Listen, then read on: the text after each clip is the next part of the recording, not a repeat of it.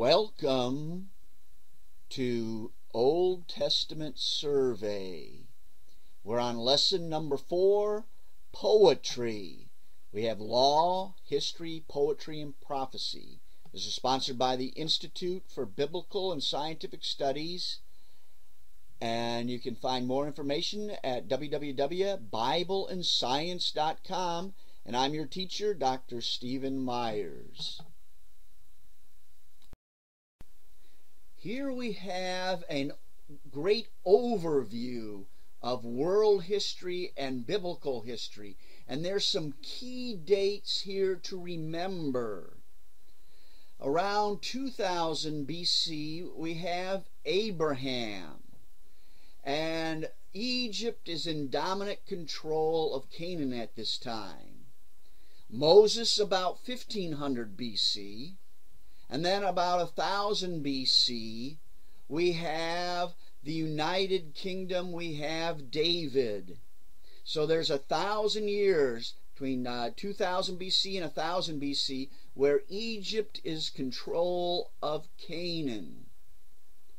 Then we go with the United Kingdom in 1000 BC with David, and it splits apart into the northern and southern kingdom, Israel in the north, Judah in the south, and this is around 930 BC. You can think of it something like in the United States you have the north and the south, and there was a civil war and they split apart. Well, the same thing happened back in 930 BC. Then another key date is 722 BC. This is when Assyria came, attacked the capital of Samaria, and destroyed the northern kingdom of Israel. It was not able to capture Jerusalem, and Judah stayed on as an independent nation until 586 BC, when Nebuchadnezzar came, the king of Babylon, and destroyed Jerusalem in 586 BC. In 612 BC, Nineveh was destroyed and fell. So these are some key dates. Abraham, 2000 BC. David, 1000 BC. The division of the north in the south, 930 BC. Then the fall of Israel, the northern kingdom, at 722 by the Assyrians. And then 586 BC, the fall of Jerusalem. Memorize these key dates. This will help you in biblical history. Here we have some more key dates for biblical history. We already discussed 586 BC, the fall of Jerusalem. Babylon is ruling. In 539 BC, Babylon falls to Cyrus the Great. We have the great Persian Empire in control. We have Ezra in 458 BC. During this time is also Esther. In 445 we have Nehemiah, all during the Persian Empire. Then a key date, 332 BC, we have Alexander the Great, and the great Greek Empire comes to power.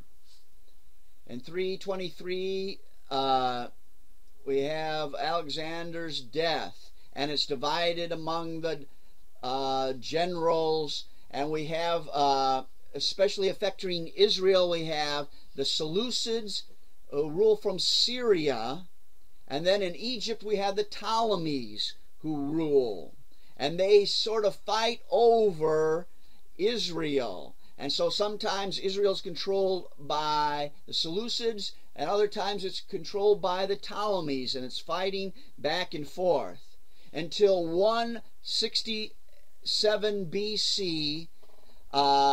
There's the Maccabean revolt. Judas Maccabees defeats Antiochus, and they become an independent state. And we have the rule of the Hasmoneans until 63 BC, when Pompey comes and takes Jerusalem, conquers Jerusalem. And now we have the rule of the Romans on into the time of the New Testament. So these are key dates here. We have the fall of Babylon in 539 and the rule of the Persian Empire. 332 BC, we have the Greek Empire with Alexander the Great. In 167 BC, we have the Maccabean revolt and independence. And then in 63 BC, we have the Romans taking over. These are key dates to remember for especially Old Testament history. We want to take here a complete overview of the Bible. We have the Old Testament and we have the New Testament. There are 39 books in the Old Testament, 27 books in the New Testament. The Old Testament looks forward to the coming Messiah, to Christ's coming. In the New Testament, we're looking back at Christ's coming. So these are two key things to remember about the Old Testament and the New Testament. The Bible divided into two main parts. The Protestant Bible is made up of 66 separate books, 39 books in the Old Testament and 27 books in the New Testament. The Roman Catholic Bible also adds the Apocrypha books. The main theme of the Bible is salvation. The Old Testament looks forward to the coming of the Messiah. The New Testament looks back at Messiah's coming. And then in the book of Revelation we have looking forward to the Messiah's return again. When I read through the Old Testament, I was surprised because I thought the whole Old Testament was chronological order. It was a story from the beginning to the end. But it's not. The Old Testament is arranged topically, not chronologically. And you can divide the Old Testament into four major groups. Law, the first 5 books of Moses. History, 12 books. Poetry, 5 books. And the prophets or prophecies, 17 books.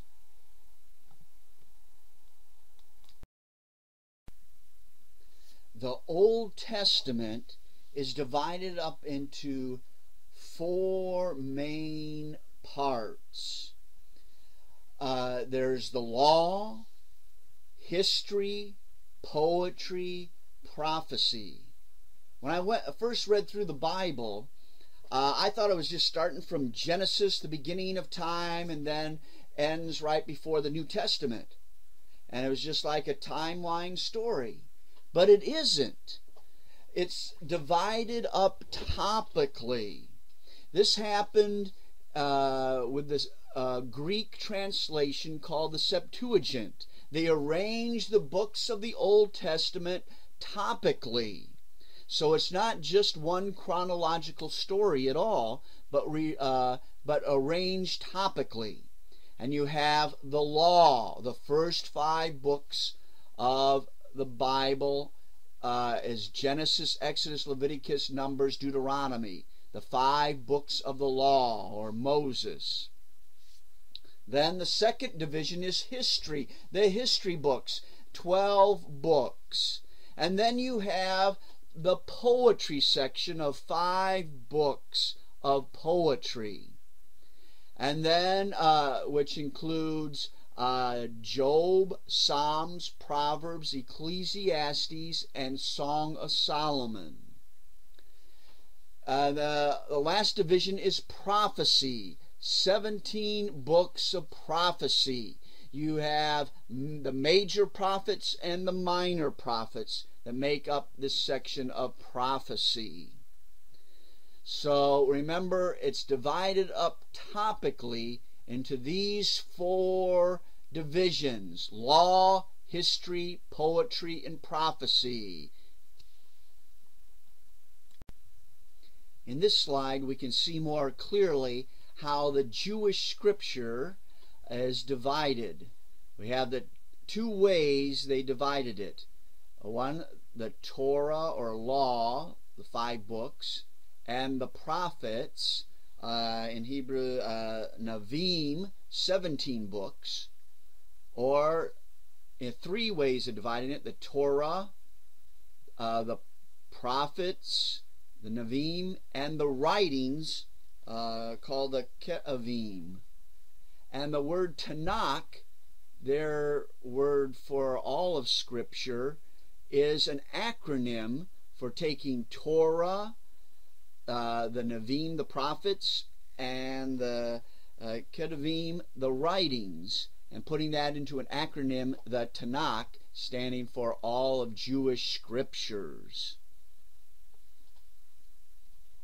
The Jewish scriptures, according to the Talmud, was compiled and brought together in 450 BC by the men of the Great Assembly. Now let us look at an overview of the whole timeline of the Old Testament. We start out with creation, fall, flood, the Tower of Babel. This is all in the first 11 chapters of Genesis. Then about 2000 BC we have the patriarchs. The 4 patriarchs are Abraham, Isaac, Jacob, and Joseph. They go down into Egypt, and then Moses leads them out of Egypt. Joshua leads them into the promised land. And then you have the period of the judges. And then at about 1000 BC you have a complete united kingdom of all the tribes of Israel. The first king is Saul. Then we have David. Then Solomon.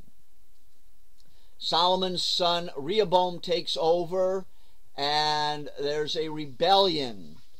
And Rehoboam leads the rebellion. And the 10 tribes separate, and it's called the Northern Kingdom of Israel. And then we just have the Southern Kingdom of Judah in the south. In 722 BC, the Assyrians come and destroy Israel and take Israel away captive back to Assyria and the different lands about. And these are known as the 10 lost tribes. Judah continues on, and in 586 BC, Nebuchadnezzar comes, attacks Jerusalem, destroys Jerusalem, and takes the Jews captive back to Babylon, where they're in exile. Then in 539 BC, Cyrus the Great comes, destroys Babylon, frees the Jews so they can return back home. And we have Ezra returning back. We have Nehemiah returning. And then we have the story of Esther. We now come to the poetry section. Remember, we have the law, history, poetry, prophecy. Now we want to take a look at the 5 books of poetry. First one is Job. And Job is about suffering.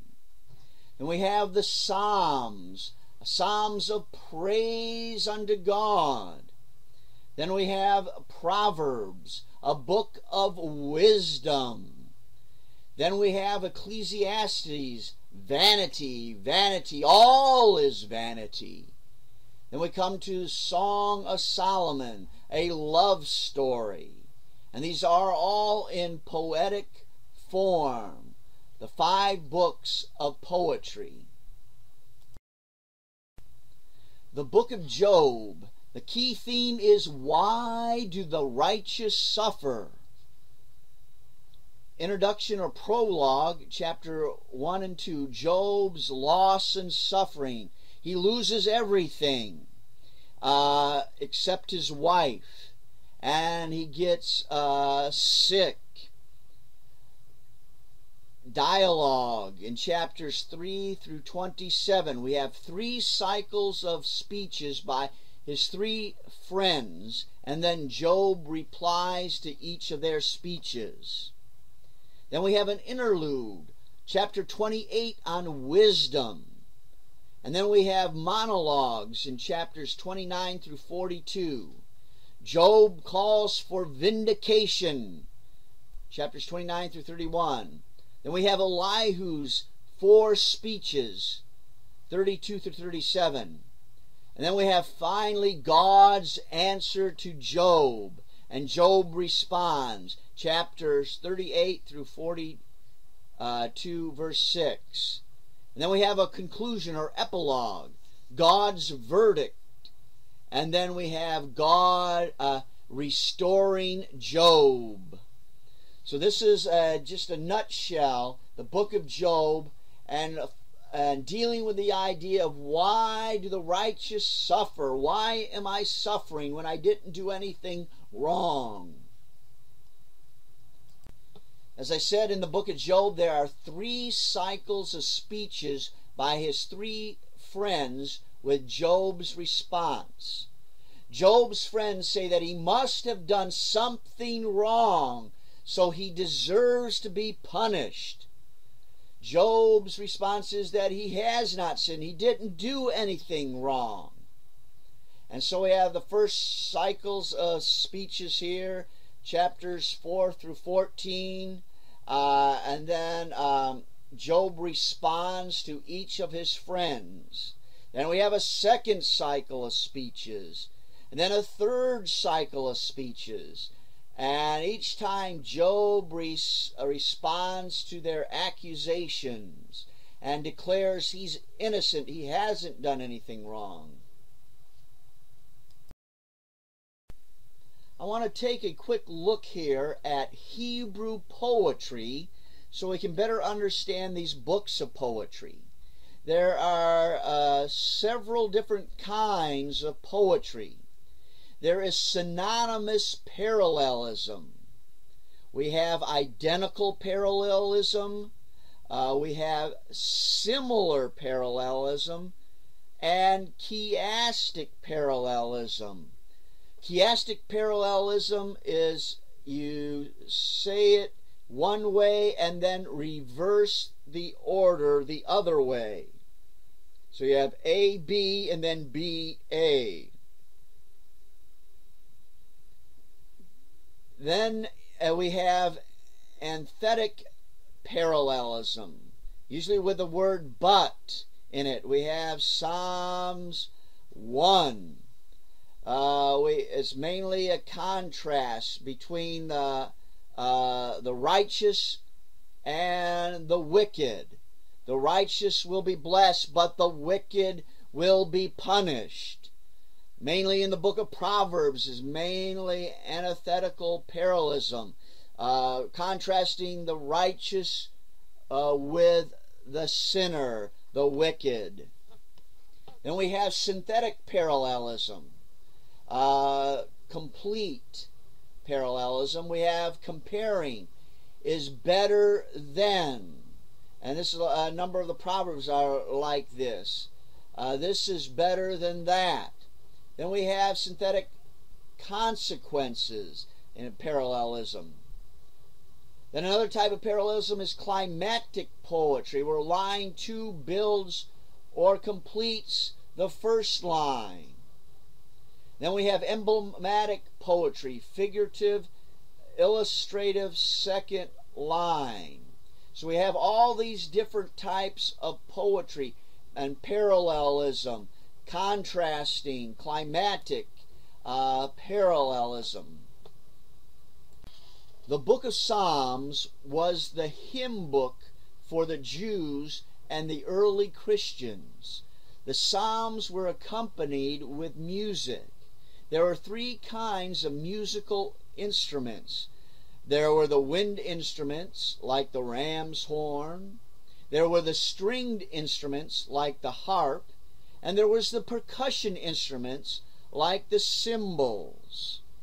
So the book of Psalms was like our hymn book today. Now, the Hebrew name for the book of Psalms is the Telahim, which means praise songs. And the book of Psalms was the hymn book for not only the Jews, but also for the early Christians. The Greek or Septuagint name is Samoi, means songs accompanied with stringed instruments. The Psalms are a collection of songs over a long period of time. The book of Psalms is divided up into 5 books, probably to parallel the 5 books of Moses. We have book 1, Psalms 1 through 41. We have book 2, Psalms 42 through 72. We have books 3, Psalms 73 to 89. Book 4, Psalm 90 through 106. Then we have book 5, Psalms 107 through 150. Now there are a number of different types of psalms. There are pilgrimage or songs of ascent. These are Psalms 120 through 134. These songs were sung while one traveled up to Jerusalem. And I remember going up to Jerusalem, and we would sing a song, one of the songs of ascent. I was glad when they said unto me, let us go unto the house of the Lord. And we would keep singing that over and over again as we ascended and traveled up to Jerusalem. So these pilgrimage or songs of ascent up to Jerusalem. Then we have the past or historical psalms for instruction. Then we have praise psalms unto the Lord. Then we have prayer or lament psalms of crying out to the Lord of what something that has gone wrong. Then we have personal psalms, like the Psalms of David or the Psalms of Solomon. So we have these different psalms. Now, some of the psalms are arranged in a very special way. We have alphabetical psalms. Psalm 119, each 8 verses begin with a different letter of the alphabet, going in alphabetical order in the Hebrew. So they're going through the Hebrew alphabet in Psalm 119. And there's 8 verses for each letter of the Hebrew alphabet. And so it's starting out with Aleph, Beth, Gimel, Dalet, Hey, and continue right through the alphabet. And Psalm 111 and a Psalm 112, if you put these psalms together, they form one alphabetical psalm. And I believe in the Dead Sea Scrolls they are counted as one psalm. Psalm 25, 34, and 145 are single line alphabetical psalms. Each line It starts out with a different letter of the alphabet. So you have 22 lines, because there's only 22 letters in the Hebrew alphabet. And so each line begins with a different letter of the alphabet in alphabetical order. Now it's interesting that Psalm 145 is missing the one alphabetical letter, the letter Nun. But in the Dead Sea Scrolls, they found that verse. It's not missing, as well as in the Septuagint. So some restore that missing verse to make it a complete alphabetical psalm. Then Psalm 37, you have a two-line alphabetical psalm. So there's 2 lines for each letter of the alphabet. We now come to the book of Proverbs, and its main theme is wisdom. The Proverbs is divided into 5 sections. Number 1, Solomon gives instructions to his son, and it says, "My son." And he tells of the superiority of wisdom. "Accept the way of wisdom," and warns against folly. And these are chapters 1 through 9. Then the second section, Proverbs contrasting right from wrong, the righteous versus the wicked. There's no "my son" in these verses. So we have a new section, chapters 10 through chapter 22, verse 16.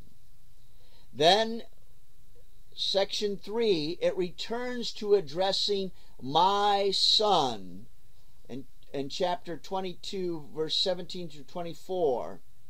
And then we have 30 sayings of the wise, and then more sayings of the wise in chapter 24. Then in the section number 4, we have the Proverbs of Solomon that are collected by the men of Hezekiah. And these are chapters 25 through 29. Then at the last 5th section, we have instruction and prayers of Agur to Ithiel and Usul. And then and that's chapter 30. And then instructions to King Lemuel, learned from his mother, chapter 31. We have here the description of the virtuous woman in Proverbs 31. And it is an acrostic poetry. And some of these proverbs seem to rhyme. It maybe looks like it's just all jumbled up together, but there is a rhyme with these to help in making it easier to learn these. Ecclesiastes, another poetic verse, and its main theme is vanity. Vanity of vanities, all seems vanity. And we have 4 sermons here.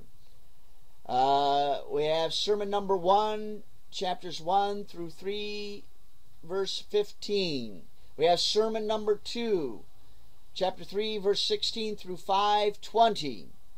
We have sermon number 3, chapter 6 through 8:13. And then we have the final sermon number 4, chapter 8:14 through 12:7. Then we have the whole conclusion of the matter about this vanity of vanities. And the conclusion through all this, chapter 12, verse 13, fear God and keep His commandments. When everything seems like vanity all around and doesn't make sense, fear God and keep His commandments. The Song of Solomon. This is a beautiful love story of one of the poetic books. In the Hebrew, it's called the best. The Song of Songs mean the best song, and this is actually more like a play. You have the beloved, you have the lover, and you have the friends.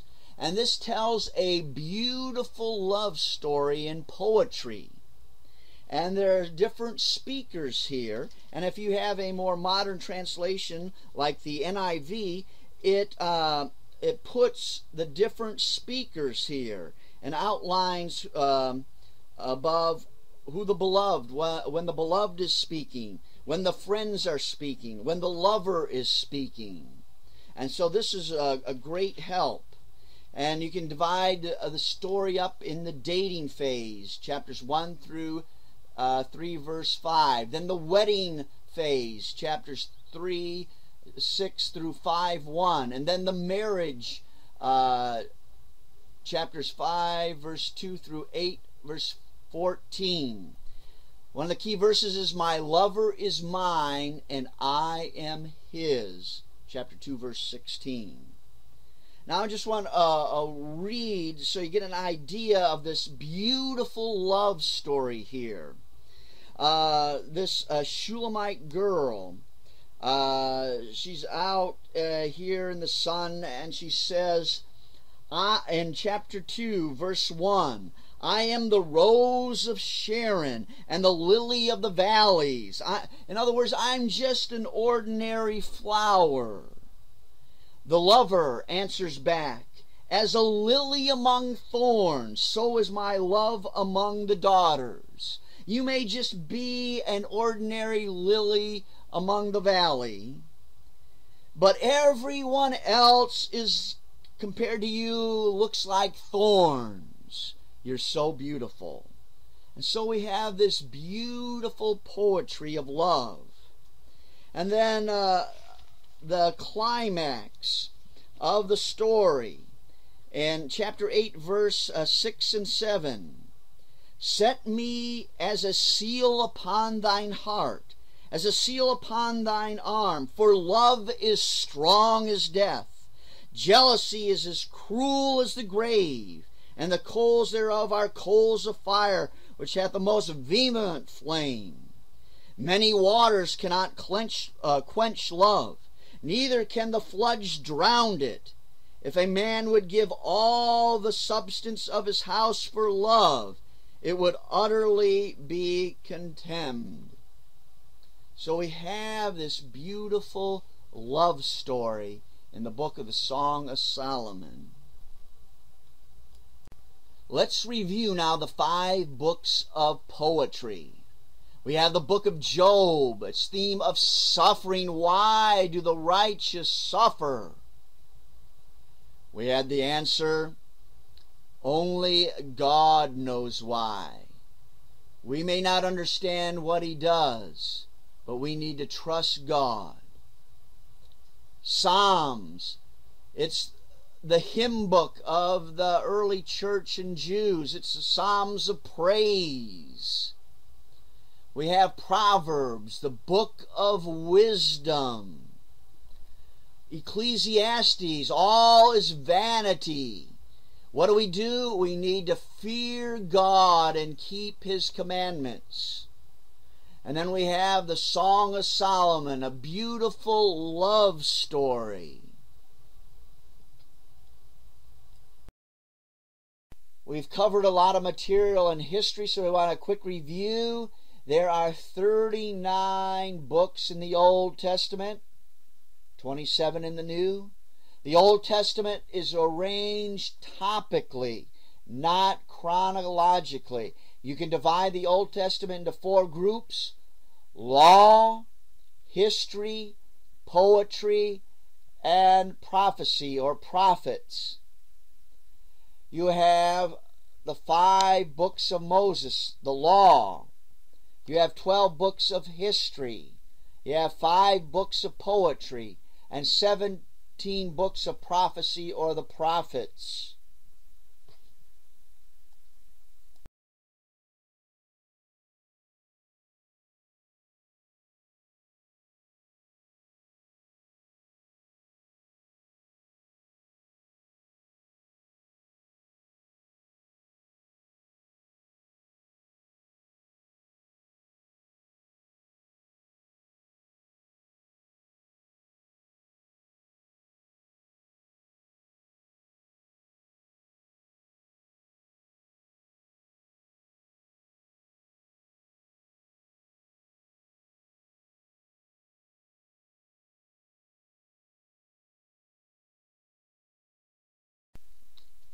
The major theme of the Old Testament is salvation.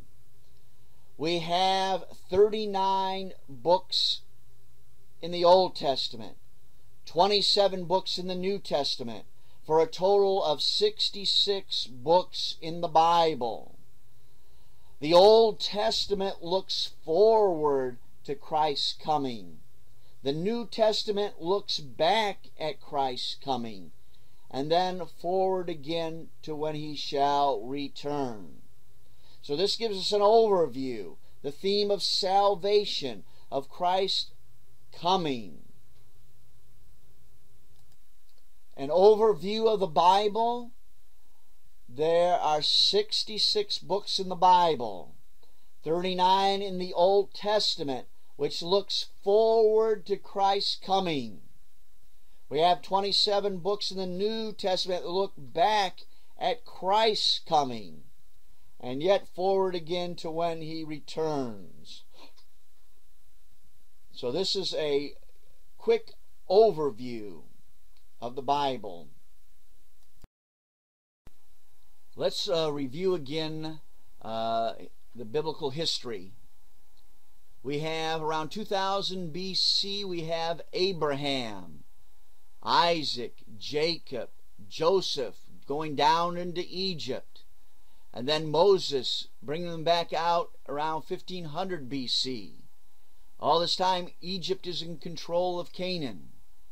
Then we have Joshua leading them in and conquering the land. We have the judges ruling. Then about 1000 BC, they're tired of judges and they want a king. And so we have a united kingdom of Saul, David, and Solomon. Solomon's son Rehoboam, they don't like him, and Jeroboam leads rebellion, splits the nation into two, to the divided kingdom. In the north you have Israel, in the south you have Judah. Then in 722 the Assyrians come and destroy the northern kingdom of Israel. They're taken away captive. Then Judah still continues on until the Babylonians come and destroy Jerusalem in 586 BC. And then they're taken away captive to Babylon. We continue on with Babylon in control, and they're in captivity there in Babylon.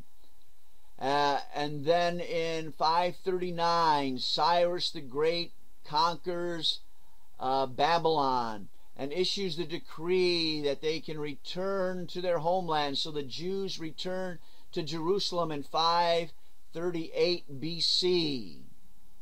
We have the Persian Empire, under which Esther becomes queen. We have Ezra being allowed to go back in 458 BC. Then again, Nehemiah goes to repair the walls of the city in 445 BC.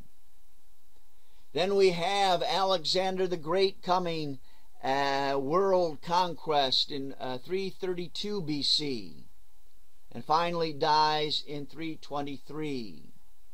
This sets up, divided among the generals, you have, especially related to Israel, you have the Seleucids in Syria in the north, and you have the Ptolemies in Egypt in the south, and they battle it out for control over Israel. Then in 167 BC, we have a revolt, the Maccabean revolt, led by Judas Maccabees. There was a pig offered on the altar, and the priest rebels, and the family of the Maccabees revolt and lead them to victory and independence. It's also called the Hasmonean period. And then the Romans rise to power, and 63 BC, Pompey conquers Jerusalem, and now the Romans are in control. Let's see how some of this relates to the world history and biblical history. We have a nice chart here. In 539 BC, we have Cyrus the Great, the fall of Babylon, and the decree for the Jews and others to return home. And the Jews return back to Jerusalem the next year. Then, Cambyses II, he conquers Egypt, and you can read about this in Herodotus. Then Darius I takes over, 521, approves the completion of the temple, and the decree is written down and recorded in Ezra chapter 4, verses 24 through 26. We have by Darius I the commission of the Histum inscription, a key inscription like the Rosetta Stone that unlocked for us to be able to figure out what ancient cuneiform said. This is the time of Haggai and Zechariah. Then we have Xerxes, who went to war with Greece, and we have the famous story of the 300 Spartans who held off the Persian army.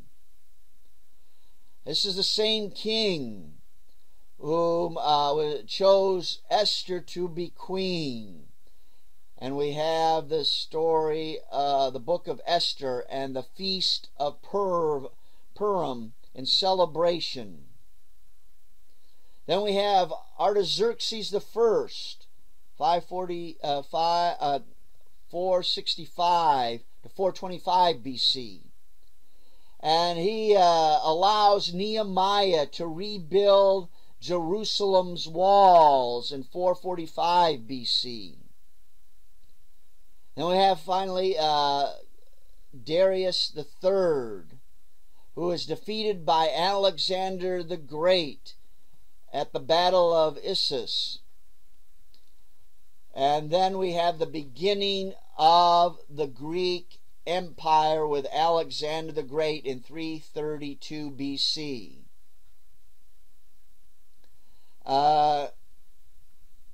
Now, we have Malachi about 430 BC.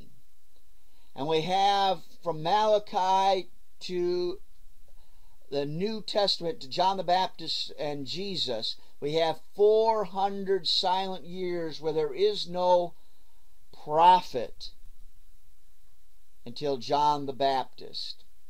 So we have this all under the Persian Empire and then the Greek Empire. So we have the four divisions. We have law, history, poetry, prophecy or prophets. The law, 5 books. We have the book of Genesis, Exodus, Leviticus, Numbers, Deuteronomy. Genesis is the book of beginnings. Exodus is the exit from Egypt. Leviticus is all about the Levite laws. Numbers, they're numbered in the wilderness. Deuteronomy, Deuto 2, the second giving of the law.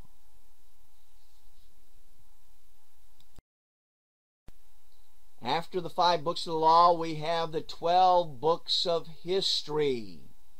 We have Joshua, Judges, Ruth, 1st and 2nd Samuel, 1st and 2nd Kings, 1st and 2nd Chronicles, Ezra, Nehemiah, Esther.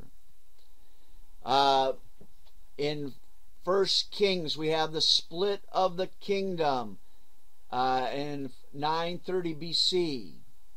And then at the end of Chronicles, we have the Jews returning, 538 BC, with Ezra, Nehemiah, and Esther. Joshua, we have conquering Canaan. Judges, the judges rule. Ruth, we have a redeemer. Samuel, 1 Samuel, is about Saul and Samuel. 2 Samuel about King David and the prophet Nathan. 1 Kings, you have Solomon and the prophet Elijah. 2 Kings, we have the divided kingdom and the prophet Elisha. 1st and 2nd Chronicles is a repeat of 1st and 2nd Kings. Only the Chronicles were written during or after the exile. Some think Ezra may have written these Chronicles. So it's a post-exilic look back at the kingdom and why it fell and to give hope. So we have 1st Chronicles about King David, 2nd Chronicles, Judah's kings. Then we come to Ezra, returning and starting reform. Then we have Nehemiah, who returns to rebuild the walls and have revival. And then we have Esther, Queen Esther, and the Feast of Purim. So we have the 5 books of the law, 12 books of history, and now we come to the 5 books of poetry: Job, Psalms, Proverbs, Ecclesiastes, Song of Solomon. Job, a book of suffering. Why do the righteous suffer? Then we have Psalms, hymns of praise. Proverbs, a book of wisdom. Ecclesiastes, vanity of vanities, all is vanity. Conclusion, fear God and keep His commandments. Then we have the Song of Solomon, the very best song of love. A beautiful love play, a love story in Song of Solomon. And these are the 5 books of poetry. Here is the Old Testament timeline to give you a better perspective here. We have Genesis, we have creation, the main key events in Genesis 1 through 11. We have 4 key events: creation, fall, flood, Tower of Babel. Then around about 2000 BC you have the patriarchs, the 4 patriarchs in Genesis: Abraham, Isaac, Jacob, and Joseph. Then Joseph is taken down into Egypt. Then we have Moses leading them out of Egypt. We have Joshua leading them into the land of Canaan and conquering Canaan. We have the judges rule. They don't like the way the judges rule. They want a king. And so Saul is anointed king, and the United Kingdom starts about 1000 BC. We have Saul, David, and Solomon. Solomon's son Rehoboam, they don't like, and Rehoboam causes a revolt and splits the kingdom into the northern kingdom of Israel and Rehoboam, the southern kingdom of Judah, and they remain separate. till 722 BC. The Assyrians come and conquer Israel, and some flee south to the kingdom of Judah. Judah lasts longer till 586, till when Nebuchadnezzar comes, conquers Jerusalem, and takes most of them off to exile and captivity in Babylon. In 539, Cyrus conquers Babylon and sets the Jews and others free to return home. Then we have the post-exilic time, where Ezra returns, Nehemiah returns to build the walls, and we have Esther becoming queen. And this gives you a general outline of the whole Old Testament. Here are some resources that you can go to. There's the Old Testament Survey. I'm not sure if these books are still in print. You have the Unger's Bible Handbook. You have Bible charts and maps. Simply Understanding the Bible. The one that follows closely to what I think is happening is the Bible as History by Ian Wilson. And this has a lot of archaeology in the Bible and how it fits together, Bible and history. And this seems to agree mostly with some of my views. Here we have some college level books. So this is the higher college level, the History of Israel by John Bright, and a survey of the Old Testament, an introduction by Gleason Archer. So these are two good ones to give you a good survey at a college level. Congratulations, you have completed your course of the Old Testament Survey module. This is created by the Institute for Biblical and Scientific Studies. You can go to www.bibleandscience.com for a lot more information, articles, other courses. And I'm your teacher, Dr. Stephen Myers.